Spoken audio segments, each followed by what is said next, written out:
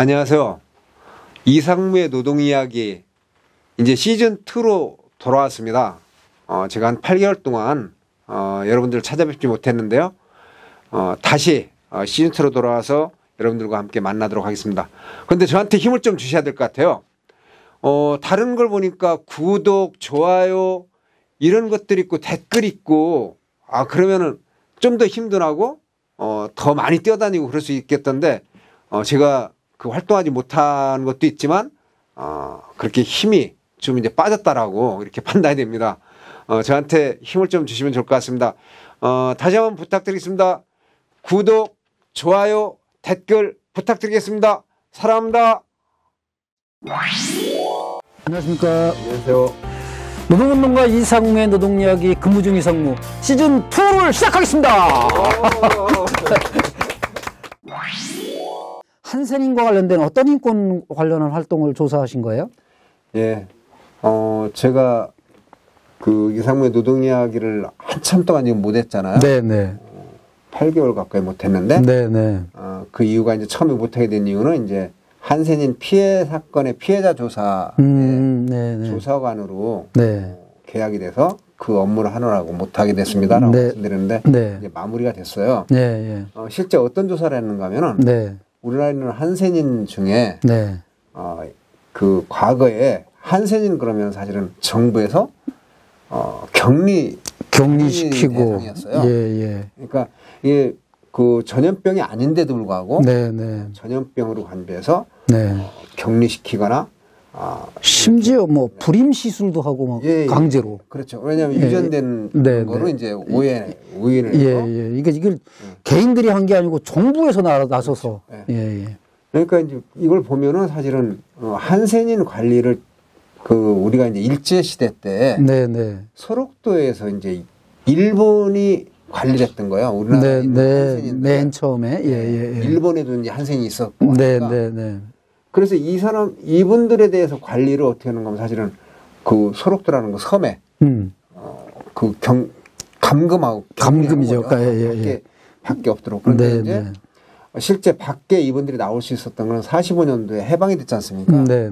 그리고 일본인들이 이제 관리자 다 나가고 일본으로 출근하고 그러면서 우리나라에서 이걸 그 직자들 관리하거나 그러지 않았으니까 이분들이 이제 밖으로 나오신 거죠. 밖으로 나와서 이제 그 원래 고향으로 돌아가신 분들도 있고 이렇게 이제 그 가셨는데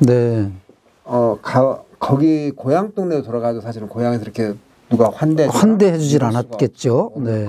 그러니까 이제 이것을 다시 그 정부가 수립되면서 다시 똑같이 일본하고 똑같이 다시 격리 조치해서 보이는 대로 이제 붙잡아서 이제 갔다가 소록도로 보내고 또 이제 우리 정부가 들었으니까 소록도 말고도 국가에서 이제 그 뭐 12군데 이렇게 시설을 만들어서 이제 거기에 치료 겸 뭐 격리. 근데 실질적인 치료는 상당히 이제 나중 일이고 뭐 이렇게 이제 진행됐던 거예요. 그래서 이러한 피해자들에 대한 그 피해 조사를 2009년부터 2013년까지 그 1차, 2차에 걸쳐서 한 바가 있습니다. 그래서 그때 조사를 해보니까 강제로 그 불임시술하는 분들, 결혼을 전제로 결혼한다 그러면은 그랬거나 아니면은 그 안에 그 소록도라고 하는데 아니면은 국가 시세라고 하는 데서 이분들을 통제하는데 인권이 유린되는 폭력이 행사가 되거나 이러한 것들이 뭐 그 사설 감옥처럼 이렇게 해놓고 이런 것들이 있어서 또 하나는 그들의 자녀가 학교를 가는데 입학을 거부하는 건데 자녀들도 그 자녀들은 사실은 한센 병도 없는데 이런 것들에 대한 피해자 조사를 해서 이제 그 17가지 항목을 해서 저 위로 지원을 하고 있었어요. 2013년까지 해서.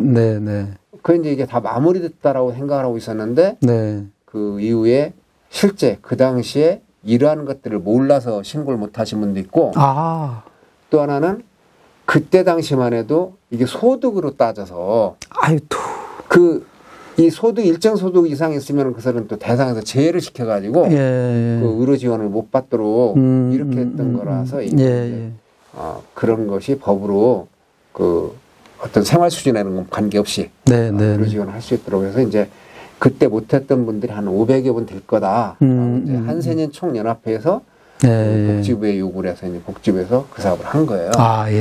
이번에 실제 접수하신 분들은 436명이 접수를 하셨는데 저희들이 조사하고 면담 조사한 내용으로 해서는 392명이 이제 의료 지원 대상자로 확정이 돼서 자 통보가 됐습니다. 그런데 그 중에 이제 그 대상이 아니라고 이렇게 된 분들은 이중으로 이미 이제 돼 있었는데 이제 모르고 신청하신 분들도 있고 이미 돼 있었는데 그 모르고 또 신청하신 분들도 있고 또 실제는 한센이 아닌데 또 신청하신 분들이 있는 거예요. 그러니까 한센이는 전부 다 등록이 돼 있거든요. 근데 그분들이 실제 한센인지 아닌지 모르겠는데 숨기고 살아가지고 그럴 수는 있거든요. 그런데 등록이 안 돼 있는 분이 이제 그 접수를 해서 이제 대상이 아니었고 또 경우에 따라서는 그 실제 거기에 수용이 됐다고 그러지만 그 자기 몸을 스스로 돌볼 수가 없어서 돌봄을 받은 사람도 이제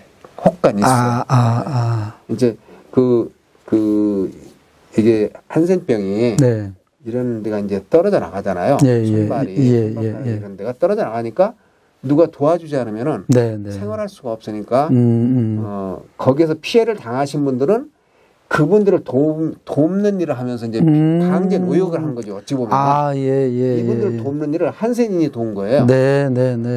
그래서 이제 그 안에서도 도움을 주신 분들은 이러저러하게 이제 피해를 본 분들인데 도움을 어쩔 수 없이 도움을 받아야 되는 분들은 피해자라고 볼 수는 없다라고 해서 이제 그런 분들이 있었고요. 그런데 그 중에서 제가 그 면담하면서도 뭐 대상이 안 돼서 그 17가지 항목에 포함되지 않아서 아예 신고를 안 한 분들이 있는 거죠. 예를 들어서 1번부터 17번까지 이러한 거라고 이렇게 공지를 여기 해당되는 사람은 신고하세요. 신청하세요 하니까 여기 해당 안 되니까 아예 신청을 안 하신 분들이 태반일 건데 나는 어쨌든 피해를 입었다라서 이제 신청을 하신 분들이 있어요. 그 항목에 포함되진 않는데 그런데 이제 제가 그 면담을 하면서 거기엔 포함은 안 되지만 이분들은 피해자다. 그래서 어쨌든 심의위원회가 결정을 하겠지만 조사한 입장으로 의견은 이분들도 피해자로 봐야 된다라고 본다. 그 조사관의 의견을 마지막에 쓰게 돼 있죠. 그러면 그런데 다 수용이 됐어요. 잘하셨습니다. 그리고 거기에서 이번에 이제 다시 그 심의위원회에서 복지부 차관이 이제 주재하는 그 심의위원회에서 나온 의견들은 그동안 법으로 17가지만 정해서 했었는데 심의위원회에서 이 4가지 정도의 건이 그러니까 항목이 추가돼야 된다. 국가 시설에서 피해 입은 것만 했었는데 사실은 그 종교단체에서 한 데들이 있거든요. 산청 성심원, 성나자로원 이런 종교단체에서 그 보호하고 있으면서 거기서 치료하면서도 거기도 똑같이 문화는 그 문화하고 똑같았던 거예요.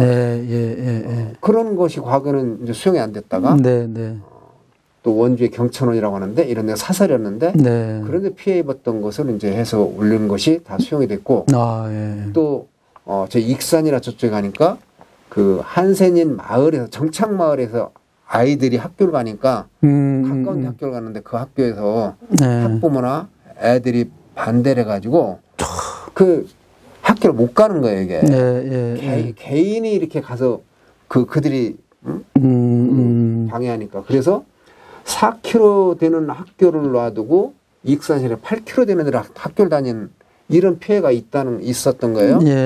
그리고 부모가 단 한 번도 학교를 못 가봤다. 이런 거를 이제 피해를 인정을 안 했었는데 이걸 피해로 봐야 된다. 근데 초등학생들이 8km를 걸어 다녔다는 거예요? 와. 그러니까 가깝게 학교를 보낼 수가 없으니까.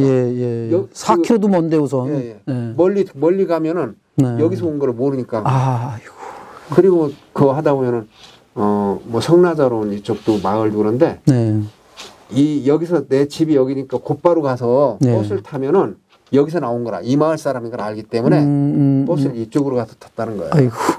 이런 예. 그래서 그런 그 학교 다니다 받은 피해 옛날에 네. 집단적으로 한 것만 피해로 해서 이제 인정했었고 그걸 인정 안 했었던 거를 네, 네. 그래서 이제 인정되고 한 거 이런 것까지 됐고 제가 볼 때는 나중에 이제 그 또 다른 의견으로 개별적인 의견 말고 또 다른 의견으로는 네.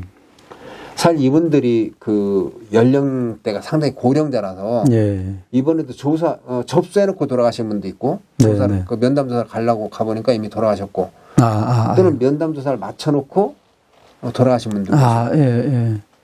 그 확정되기 전에 네.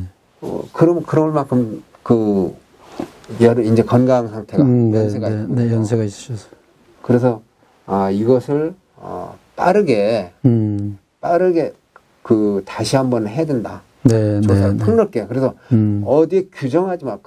이겁니다라고 하지 말고 한센인으로서 피해를 입었다고 하는 분들은 전부 다 그 말씀해 보세요. 이렇게 해야 된다고 하는 거예요. 이번에도 제가 수용되지 않은 거가 있는데 한 분은 한센병을 앓고 있어서 어쩔 수 없이 걸식을 해야 되니까 대전역 광장에 와가지고 걸식을 하면서 있었는데 뭐 그 지역 깡패들이 이제 폭행을 해서 경찰에서 보호해줘서 이제 살인을 했는데 그런 사건이 경찰에 그 기록이 없다는 거예요. 그러니까 그리고 또 그분이 이제 돌아다니다가 저희 강원도 고성까지 올라가서 이렇게 했다 보니까 간첩으로 오인돼 가지고 그래서 이렇게 폭행을 당하는 이런 피해를 입었다. 틀림없이 그 피해를 입었다고 본인은 주장하는데 이 증거가 없어서 근데 저는 충분히 개연성이 있다. 그리고 또 하나는 그분들이 직업을 가질 수가 없었잖아요. 그러니까 생존권이라고 하는 거 왜 그랬는가 하면 정부에서 국가에서 그들을 격리 대상으로 했고 그 전염병으로 정리했고 잘못 오도시켰고 이러니까 그들을 어디서 채용할 수 있는 데가 없으니까 일할 수가 없으니까 그렇게 어렵게 살았던 과거가 있으니 그런 거는 의료 지원이 돼야 된다. 의견은 그랬습니다. 그 빠르게 이미 이제 거의 많은 사람들이 지원을 받고 있어요. 그런데 신분을 숨기고 사는 분들이 많이 있습니다. 아직도. 내가 한센인인데 어쩔 수 없이 내 자녀까지는 알았다 하더라도 자녀가 성장해서 나가고 나서는 부모하고 이별하는 거예요. 왜냐하면 충분히 그럴 가능성이 있을 것 같아요. 결혼을 해서 결혼하는데 부모가 가보질 못했다는 것은 3남매를 키웠는데 한 분은 만나서 그 부부하고 말씀을 나누는데 3남매를 키웠는데 성장하고 나가서는 전화로만 저 결혼했어요. 손주가 났어요. 이렇게 했지만 한 번도 와보지 못하고 못 보고 산다. 이런 분도 계시고 부부간에도 서로 몰라서 내가 한 거를 집으로 통지가 오지 않도록 하게 달라고 와서 받아가겠다. 이런 분들도 계신 걸 봐서 이렇게 좀 숨기고 사는 분들도 계시고 그래서 이제 사실은 피해를 입었는데도 어떤 의료 지원을 못 받으신 분들이 있다고 봐서 그런 걸 조심하면서 또 어떤 2차 가해가 되면 안 되니까 조심하면서 나머지 분들이 어떤 그 과거에 살 때 여러 가지 어려움을 겪었던 것에 대해서 위로가 됐으면 하는. 아이고, 정말 힘든 일, 소중한 일 해내셨습니다. 노동운동가 이상무의 노동이야기 시즌2 첫 번째는 그동안 쉬는 기간 동안 이상무 위원장께서 하셨던 일, 그 중에 핵심인 한센인 피해 조사관으로 활동하셨던 일을 정리해 주셨습니다. 지금까지 시청해주신 여러분께 감사드립니다. 고맙습니다. 감사합니다.